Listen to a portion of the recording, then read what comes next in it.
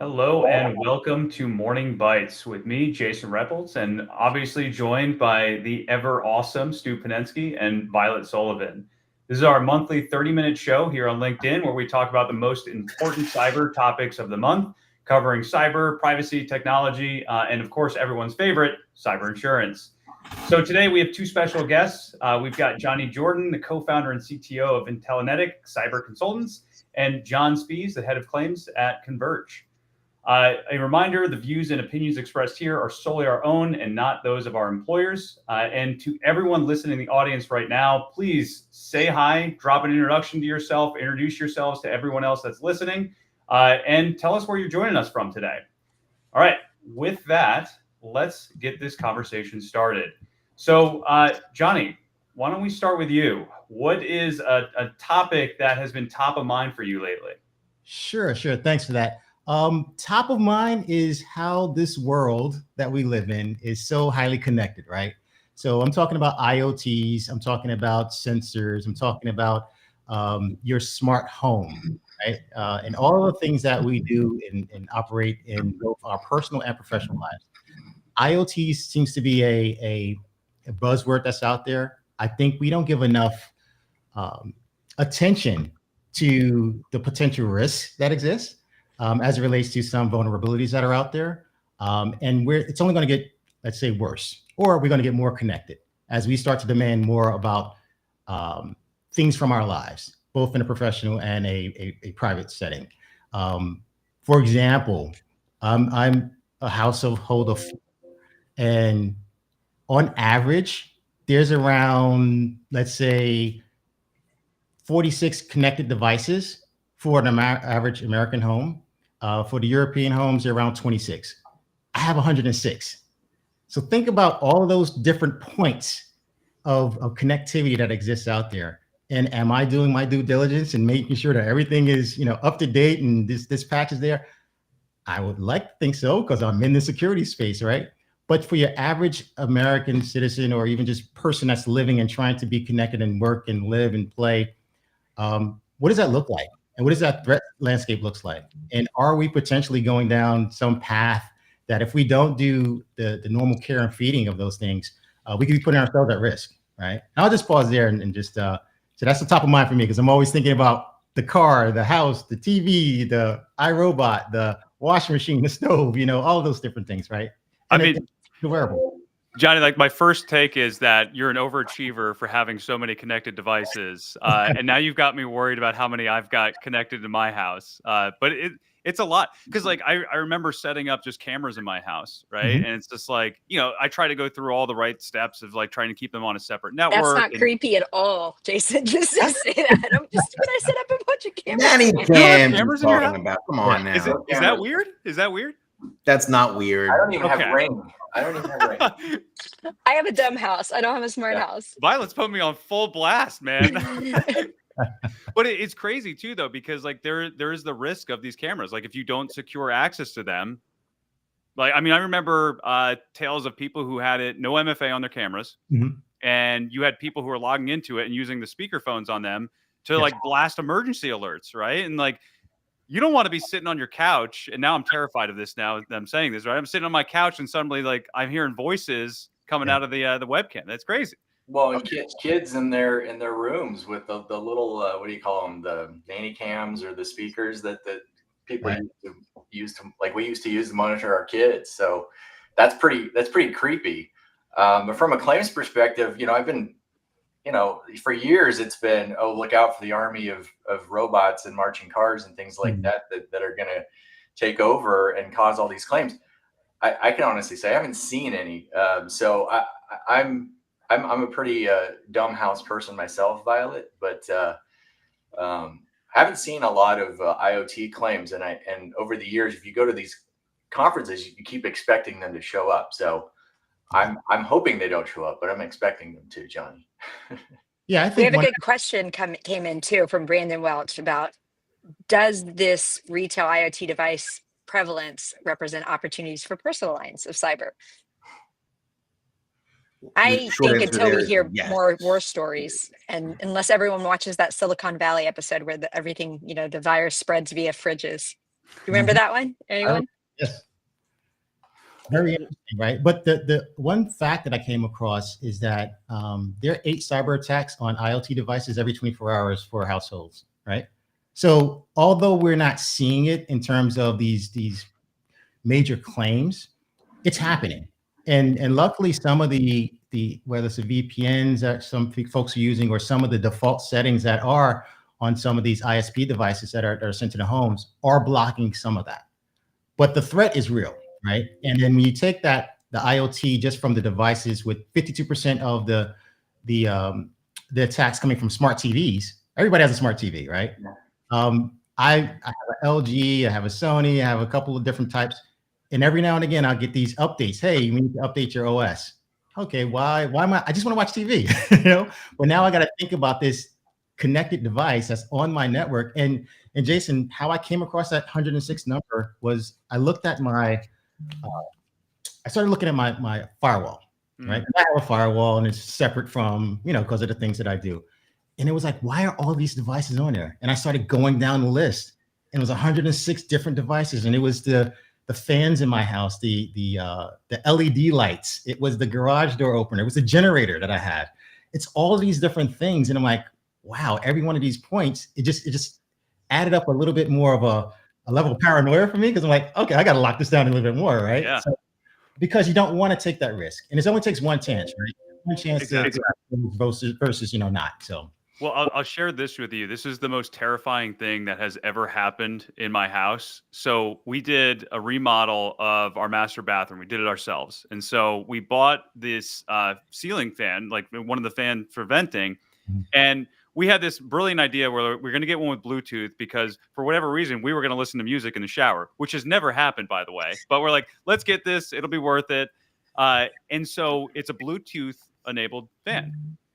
At 2:00 in the morning, that thing just starts blasting music.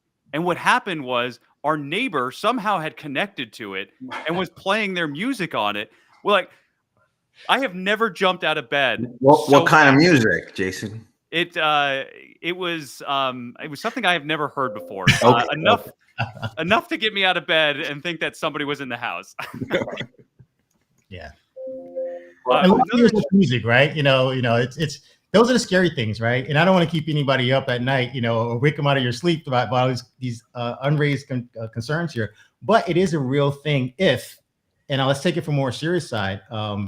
If you are someone of interest, maybe you are a political figure, maybe you are a high profile executive, that's where it becomes a little bit more of let's put some care and feeding into what we're doing here and what we're connecting to.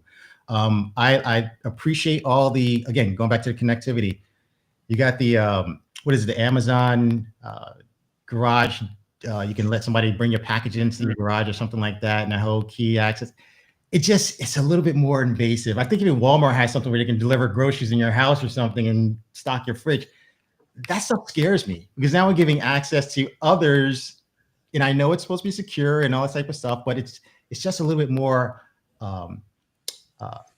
unwarranted impact in my life, so to speak, in terms of the connectivity. Because once you're in my environment, in my space, my personal bubble, then now I don't know what you're doing.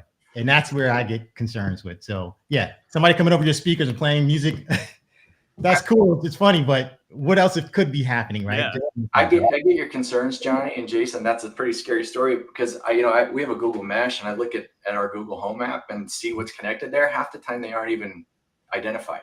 It just says unknown. And it's like, what are you going to do? Walk around the house and start, disconnecting things and figure out which is which and label them?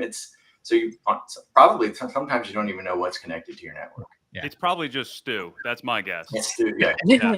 Stu and his Bluetooth. Yeah.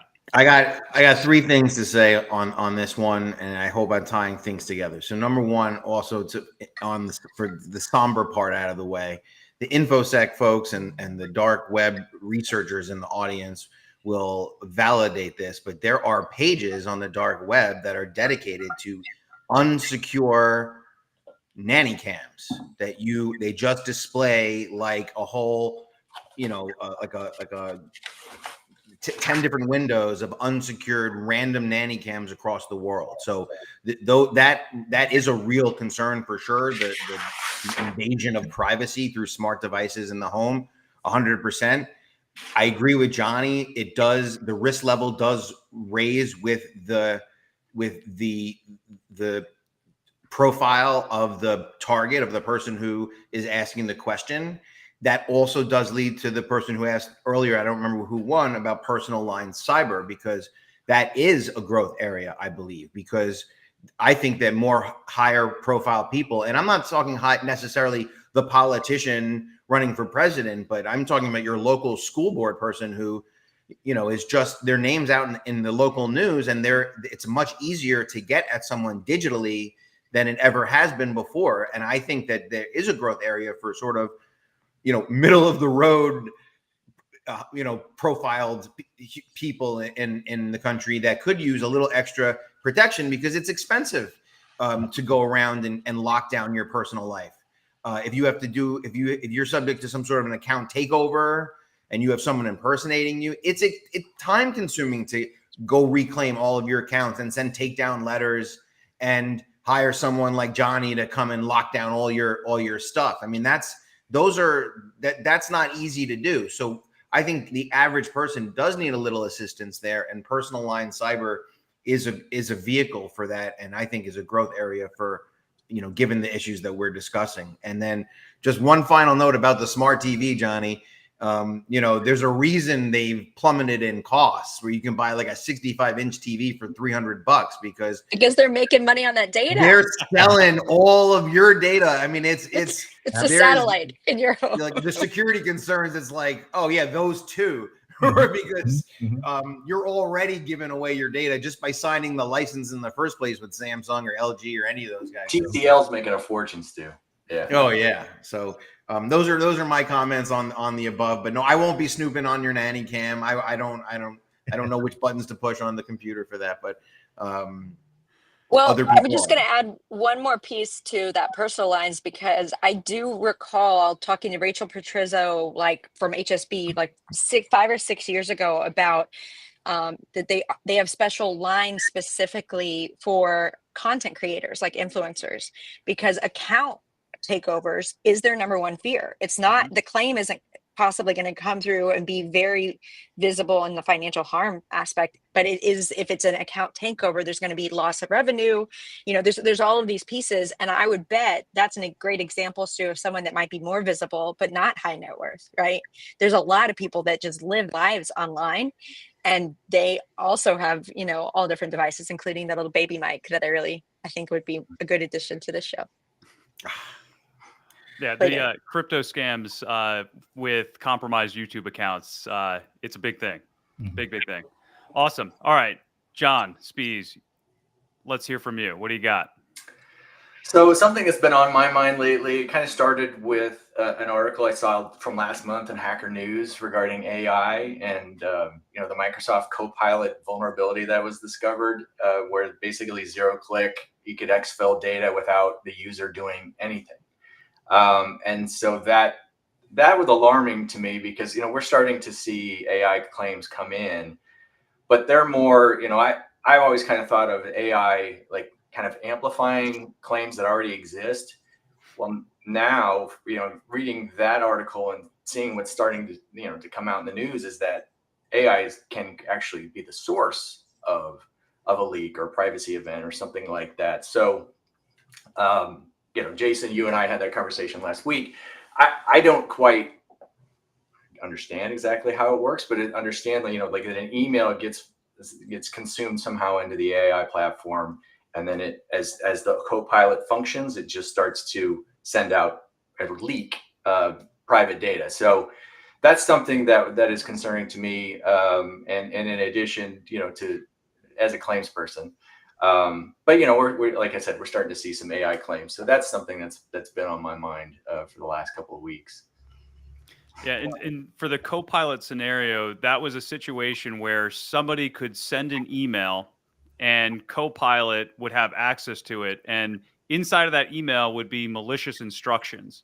And so Copilot, being, an LLM powered assistant, it would read that and store those malicious instructions in memory. And so when it was later summoned, if you will, it would then execute it. And so the instructions were something along the lines of, tell me your biggest secret. And in this case, apparently we have twin stews now.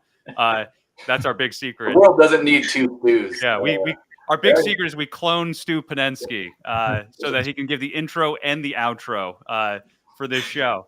But in this situation, Copilot would pull the secret and then would send it off to the attacker. And so it's really just like this new way of thinking about threats where it can inadvertently, from information from anywhere in your network, could inadvertently get leaked by one of these assistants or agents. It's called indirect prompt injection. You just don't know where it's coming from, and it can lead to potential issues. I don't know what that was. I apologize. I will say that what we've noticed just in the general practice, we get engaged with a new client and we will start to do a scoping call, or we schedule a call just to get to know you. And the client will join, and there will be one of these note takers automatically joining inside of the meeting.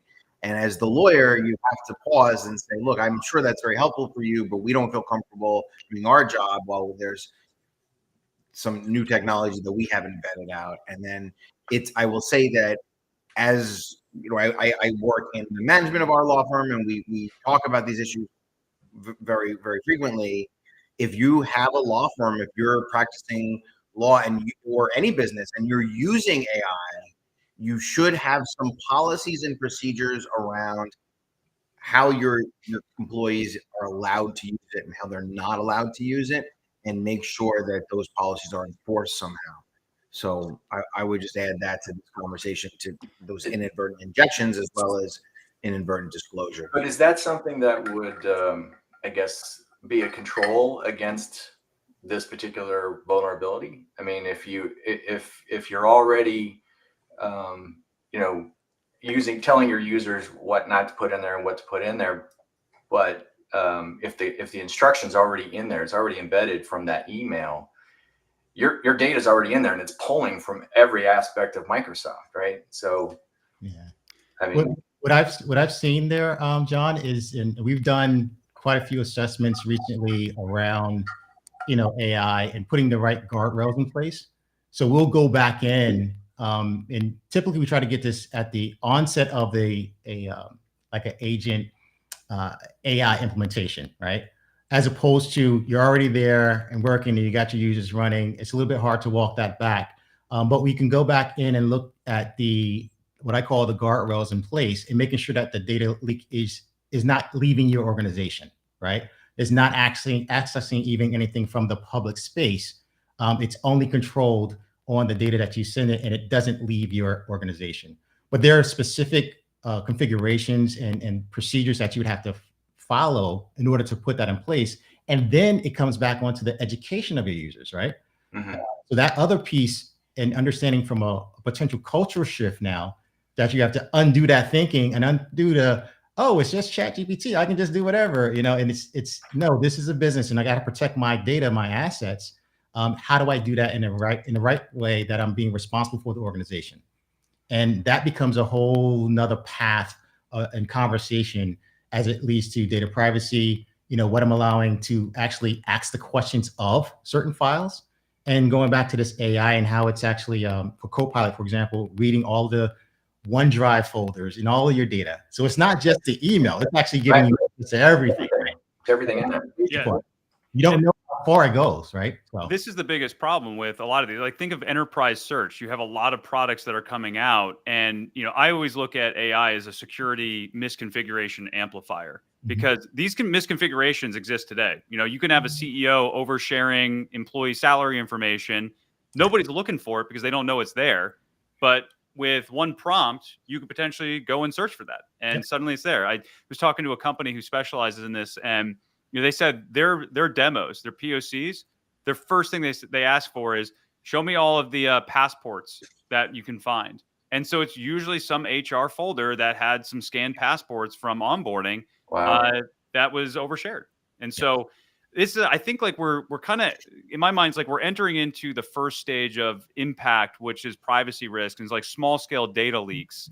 And then it's only going to get progressively worse from there. The more that we offset trust, the more we give access to tools, the more we give access to data. And, ultimately I see this as it's the next stage of business interruption when you allow AI to start running aspects of your company. But we're not there quite yet. Right. Well, let's bring it back to the front lines, John, because you're on the front lines and claims. We see claims coming through. One of the risks, I guess, that I'm also worried about is future E&O risk, right? When someone's relying on one of your employees is relying on a tool that you sanctioned. What other what are you seeing from the front lines, John? So, just kind of a little bit what Jason was alluding to, a little bit AI gone wild, I guess. These are public incidents, so I can talk about them a little bit, but I won't share names. But anyway, we've had insureds who use AI content creators, providers, where they don't want to put in the man hours or hire somebody to do it, so they give it some parameters and say, write me articles to promote my business. And of course there are controls in place, but you tell it, don't use my competitors' names, don't do this, that, or the other. Well, what happens when the AI doesn't follow your parameters and no one's watching, right? No one's spot checking that contents that's created. You have incidents where maybe your competitors are mentioned. Maybe there's a trademark involved that has been invoked, and all of a sudden you're seeing a trademark infringement claim because you put some content out on your website that promoted or possibly disparaged your competitors, who, by the way, were trademarked.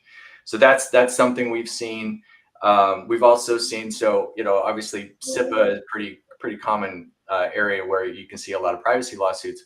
However, I've just recently seen one that involves AI, where it's it's an AI companion tool, like a call center kind of a thing, where essentially someone calls in, they claim that they don't know that the conversation is being recorded. It's an AI companion tool to these call centers, to where they provide them prompts, they listen to the conversation, they summarize the conversation. Is that a violation? Is that an eavesdropping claim? Is that something that that is actionable? We'll find out, but that's something I've seen as well. Only time will tell. Only time will tell. Well, it's the thing that I keep going back to is just like, how quickly is this going to evolve, right? Because we see a rapid pace of innovation in companies with AI. You have to assume that it's going to go faster than even like the rise of ransomware. So is it mainly a frequency problem we're going to see versus a severity problem? Are we going to be better equipped to handle this than, say, ransomware? And removing the idea of like AI augmented attacks and ransomware, like that's a whole different bucket. But what is everyone's thoughts on that? Well, I think John and I are hoping that it does not. I hope it doesn't increase frequency. So what I would say is, my personal opinion, as I mentioned earlier, is that AI simply would kind of amplify the kinds of claims we're already seeing. But if you're having the additional where it's creating those additional claims, I think it's going to increase frequency for sure. And the more we become dependent on AI, obviously that could increase the frequency as well. I haven't seen enough to know whether or not the severity is there. So, yeah. Yeah, my sense is like we have to wait for business interruption to see an actual severity impact. I always just equate this to, we're kind of entering into the age of lost laptops before encryption, where they were always there, but the impact was fairly negligible. But I don't know. This is like the fun and scary thing of AI is it can all change tomorrow. It is definitely scary. All right. We've got time for one more. Violet. I'm going to throw in the arrest of the Russian basketball player that was playing in the NCAA for Penn State and got arrested in, I think, June or July. My favorite part about this, so he got arrested in DeGaulle Airport, brought over, extradited, and the defense lawyer says, he couldn't have done it. He's useless with computers. He can't even install an application. And I was a former criminal defense attorney, so it just cracks me up that was my favorite part. Is that was like the soundbite that the media took and said, couldn't have done it. Like they're not going to look at every other use of the computers that he's used his whole life growing up as a digital native. But we don't know where that's going to go. Innocent until proven guilty. But I think that was a very interesting case. And Jason, you actually shared that with me. So do you have any thoughts on that one? I had a very similar reaction to that. But my head goes to, because I think they were trying to say like they picked up a secondhand laptop from a former ransomware operator. And just I'm just thinking to myself, like, let's play this through. You have some ransomware operator that goes, you know what?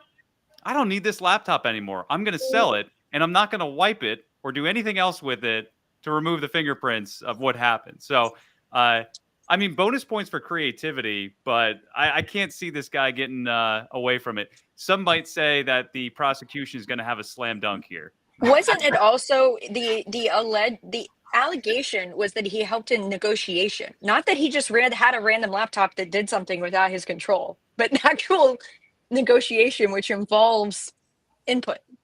No, exactly. Yeah, they probably used him for his English skills too. There you go. That's a really good point. Yeah.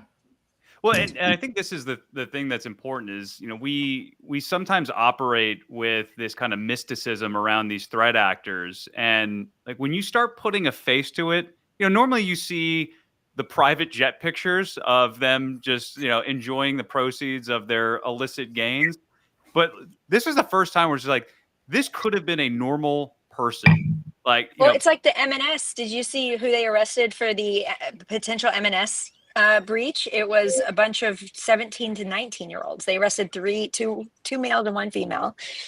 Shout out to the female threat actors that we never mentioned there.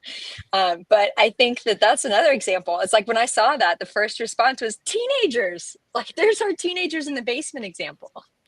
Yeah. I mean, it's kind of the future of hacking right now. It's, Scattered Spider's known for social engineering, and you have a lot of English native speakers, and a lot of these kids are they're getting into the wrong circles in the digital sphere, and they've got a playbook for it. And, I don't know, when I was that young, I definitely wasn't thinking of consequences on many things. So it's unfortunate. And it becomes a game for them too, right? Especially in the crypto space, it's how much can you steal? Like how much can you get into your own wallet? And it's a bragging rights game, which is just kind of crazy. Yeah, and the access is easy now, right? So it's just the barrier to entry is a lot easier. And to your point, Jason, there's a leaderboard, right? There's a literal leaderboard out there. Like, hey, what are my achievements? How much can I get away with, right? So Johnny, like in the age of social engineering now, what advice do you have for people on how they have to protect against this new type of threat? I think it's more of, you got to go back to the fundamentals, right? Like if you were transacting or having a conversation or interacting with someone in the physical real world, use those same norms, use those same behaviors, and carry that into the digital space, right? And just be cognizant of that. So you don't have to overcomplicate it. You don't have to talk about, I have to invest in a whole lot of technology or stuff. Do the basic care and feeding of your personal life and translate that into your professional and your digital life. I think you'll be okay for the most part. Now, the threats are out there and somebody's going to take advantage where there are. I will definitely say we have a responsibility for protecting the senior community. I have an aging parent, and I can tell you that the threats are real, from the phone calls to the text messages to the emails. And every now and again, I'll get that call. Hey, I got this letter. Should I respond? Or I got this phone call, and they're saying, really, it's a real thing out there. So just, the folks that are in the know, just if you know something, do something and be better for the rest of the community at large. Because I think that's the best thing that we can do to raise the awareness. But go back to basics, fundamentals. You wouldn't share your PIN number while you're at the ATM. You wouldn't, give somebody your credit card number, just physically hand it over to them. Don't do that online. Especially someone who calls you unsolicited. It's out of the blue. Hey, it's an emergency. We need your banking information. Absolutely. That's it. Johnny, the point you make is funny that in your personal life, there are things that you wouldn't put up with that you put up with digitally. Like it's almost like the BS detector is not on when you're online. Right. So yeah, just be vigilant, right? Exactly. That is perfect advice to end on. So, John and Johnny, wanted to thank you for joining us today. For everyone in the audience, please tune in for our next episodes. We do this monthly. Be on the lookout on LinkedIn. And if you have any questions, feel free to reach out to Violet, Stu, or myself. All right. And in Thanks, August, we're everybody. going to have David Schluger on and Maria Long. So get ready for August. This was an awesome session.